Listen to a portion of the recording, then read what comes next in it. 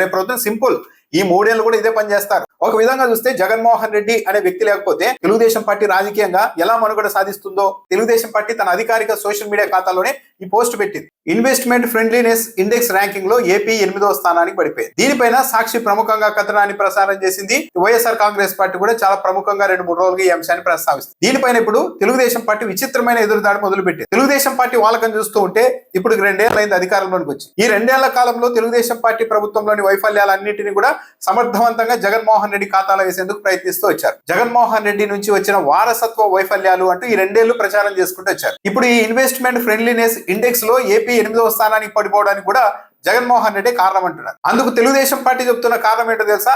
Telugu Desam party తన అధికారిక social media ఖాతాలోనే ఈ పోస్ట్ పెట్టింది. ఇన్వెస్ట్మెంట్ ఫ్రెండ్లీనెస్ ఇండెక్స్ లో ఏపీ 8వ స్థానానికి పడిపోవడానికి కారణం జగన్మోహన్ రెడ్డి. జగన్మోహన్ రెడ్డి హయాంలో చేసిన అప్పుల కారణంగానే రాష్ట్రానికి 8వ స్థానం వచ్చింది అని తెలుగుదేశం పార్టీ ఆర్గ్యుమెంట్ చేస్తోంది. ఒకవేళ ఇదే నిజం అనుకుందాం, కాసేపు జగన్మోహన్ రెడ్డి అప్పుల కారణంగానే ఈ ర్యాంక్ అనేది ఈ స్థాయిలో పడిపోయింది అనే అనుకుందాం. జగన్మోహన్ రెడ్డి మొత్తం 5 ఏళ్లలో చేసిన అప్పు ఎంత?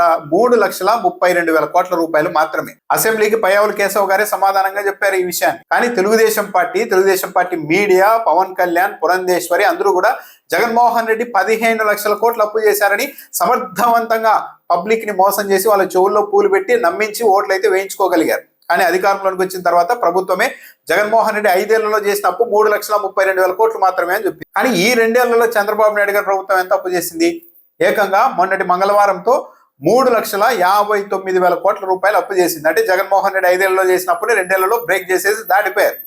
మరి జగన్మోహన్ రెడ్డి 5 ఏళ్లలో అంత తక్కువ అప్పు చేస్తేనే దానివల్లే ఏపీ 8వ స్థానానికి పడిపోయిందని తెలుగుదేశం పార్టీ ట్వీట్ పెడుతోంది కదా.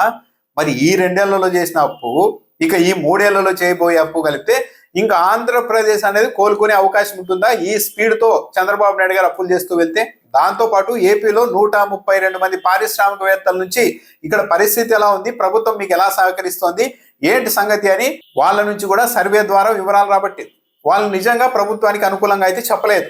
ఎందుకు చెప్పరు అంటే కళ్ళ ముందు కనిపించే ఉదాహరణలు చాలా ఉన్నాయి. తెలుగుదేశం పార్టీ అధికారంలోనికి రాగానే శ్రీకాకుళంలో కింగ్ ఫిషర్ బీర్ల ఫ్యాక్టరీ మీద ఎమ్మెల్యే అనుచరులు డైరెక్ట్ గా వెళ్ళి దాడి చేశారు. మాకు కేసు కింద ఇస్తే తప్ప మీ లారీలు కూడా బయటికి రావని చెప్పి అద్దాలు వగలగొట్టారు. జమ్మలమడుగులో ఒక ఎమ్మెల్యే అనుచరులు ఏకంగా సిమెంట్ బస్తా కింద ఇవ్వలేదని, కాంట్రాక్ట్ పనులు ఇవ్వలేదని సుమోలు అడ్డు పెట్టి లోపలికి ముడి పదార్థాలు వెళ్లకుండా సిమెంట్ ఫ్యాక్టరీ ముందు పెట్టి అడ్డుకున్నారు. పల్నాడు జిల్లాలో ఒక ఎమ్మెల్యే 2 ప్రముఖ సిమెంట్ కంపెనీల్ని ఇలాగే ప్యాకెట్ కింద కాంట్రాక్ట్లు ఇవ్వలేదు అని 2 నెలల పాటు క్లోజ్ చేయించారు. ఆంధ్ర పేపర్ మిల్లు గురించి పవన్ కళ్యాణ్ గారు ఏం మాట్లాడారో చూశారు. సజ్జన్ జిందాల్ని, కాదాంబరి నత్వానీని అడ్డు పెట్టుకొని ఏ విధంగా ఇబ్బంది పెట్టారో చూశారు. ఇలాంటి వాతావరణం ఏపీలో ఉంది. ఎక్కడా కూడా కమిషన్లు ఇవ్వకుండా వ్యాపారాలు చేసుకునే పరిస్థితి కనపడడం లేదు అని ఒక అభిప్రాయం ఏర్పడింది. ఇక పారిశ్రామికవేత్తలు చంద్రబాబు నాయుడు ప్రభుత్వం చాలా ఫ్రెండ్లీగా ఉంది, పారిశ్రామికవేత్తలతో పెట్టుబడులకు ఫ్రెండ్లీనెస్ గా ఉంటుంది స్టేట్ అని ఎలా రిపోర్ట్ ఇస్తారు? సో మొత్తం ఇలాంటి వైఫల్యాలు పెట్టుకొని అందులోనూ ఇంత ఎక్స్పీరియన్స్ ఉందని చెప్తున్న చంద్రబాబు నాయుడు గారు అధికారంలోకి వచ్చిన తర్వాత 2 ఏళ్లు పూర్తి చేసుకున్న తర్వాత కూడా ఈ ర్యాంక్ వస్తే దీనికి కూడా గతంలో ఉన్న జగన్మోహన్ రెడ్డి కారణం అని చెప్తూ ఉన్నారంటే ఇంతకన్నా అన్యాయం ఏముంటుంది? రేపు ప్రొద్దున సింపుల్ ఈ 3 ఏళ్లు కూడా ఇదే పని చేస్తారు. అన్నిటికీ జగన్మోహన్ రెడ్డి కారణం వైఫల్యాలు అని చెప్తారు. జగన్మోహన్ రెడ్డి 2029లో అధికారంలోకి వచ్చి ఆయన ఏదైనా మంచిగా చేస్తూ ఉంటే, మంచి ఫలితాలు వస్తుంటే అది జగన్మోహన్ రెడ్డి ఖ్యాతి కాదు. గత ప్రభుత్వంలో చంద్రబాబు నాయుడు గారు తీసుకొచ్చిన సంస్కరణల కారణంగా ఆ ఫలాలన్నీ ఇప్పుడు జగన్మోహన్ రెడ్డి ఎంజాయ్ చేస్తున్నారని ప్రచారం చేస్తారు. ఇది ఈ రోజు కాదు, గతం నుంచి అలవాటైపోయింది. చంద్రబాబు నాయుడు గారు ఎప్పుడు ముఖ్యమంత్రిగా ఉన్నా ఆర్థికంగా రెవెన్యూ లోటు, ద్రవ్య లోటు, రకరకాలుగా ఇబ్బందులు పడుతూ ఉంటారు. కానీ అప్పుడు మాట్లాడరు. ఆ తర్వాత కాంగ్రెస్ గవర్నమెంట్ వచ్చి అప్పట్లో మొత్తం అంతా సెటరేట్ చేసినప్పుడు ఇదంతా చంద్రబాబు నాయుడు గారు తీసుకొచ్చిన సంస్కరణల కారణంగానే వైఎస్ రాజశేఖర రెడ్డి ఆ తర్వాత వచ్చిన కాంగ్రెస్ ముఖ్యమంత్రులు ఆ ఫలాలను ఎంజాయ్ చేస్తున్నారంటూ ప్రచారం చేశారు. మళ్ళీ 2014లో చంద్రబాబు నాయుడు గారు ముఖ్యమంత్రి అయ్యారు. మళ్ళీ అంతే 5 ఏళ్ళు రెవెన్యూ లోటులు, విపరీతమైన అప్పులు, ఎక్కడ చూసినా ఒక క్రైసిస్ లాంటి వాతావరణం.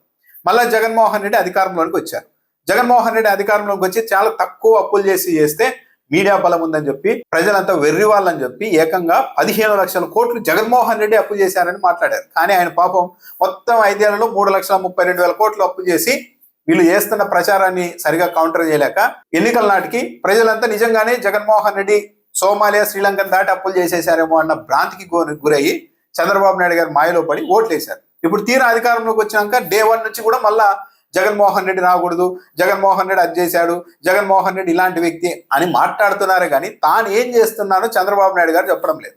ఇంకా వైఫల్యాలు ఎదురవుతుంటే దాన్ని కూడా మళ్ళీ వారసత్వంగా వచ్చిన వైఫల్యాలు అని చెప్పి జగన్మోహన్ రెడ్డి మీదకే దోసేస్తున్నారు. ఒక విధంగా చూస్తే జగన్మోహన్ రెడ్డి అనే వ్యక్తి లేకపోతే తెలుగుదేశం పార్టీ రాజకీయంగా ఎలా మనుగడ సాధిస్తుందో అన్న ఒక అభిప్రాయం కూడా ఎవరికైనా కలుగుతుంది ఈ ప్రచారాలు, ఈ ఆర్గ్యుమెంట్లు చూస్తూ ఉంటే.